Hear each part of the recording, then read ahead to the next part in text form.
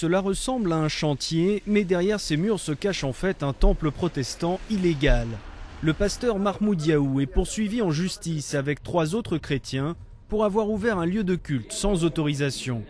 Le juge et le procureur, c'est-à-dire lorsqu'ils ont fini leurs études, ils ont commencé leur travail, ils prêtent serment, de manière à garantir le droit à la justice. Je souhaite, c'est-à-dire qu'ils vont, justement, honorer leur serment. Quelques dizaines de personnes sont rassemblées devant le tribunal pour soutenir les 4 accusés.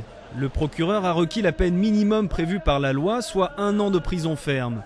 Le verdict ne sera connu que le 12 décembre, mais leurs avocats se disent confiants. Tous les avocats de la défense ont pu faire leur plaidoirie comme il se doit. On est en face d'un juge qui comprend bien la situation. Espérons que le verdict sera à la hauteur de nos attentes. Une loi de février 2006 réglemente les cultes non musulmans. Depuis, l'incitation à convertir un musulman à une autre religion est passible d'emprisonnement. Ces mesures ont été prises suite à des rumeurs affirmant que la Kabylie était victime d'une campagne massive d'évangélisation.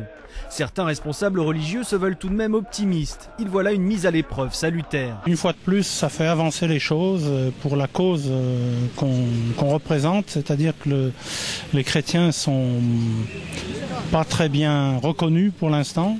Donc on espère que les choses vont progresser et que les gens vont devenir plus tolérants, en tout cas une partie de la population.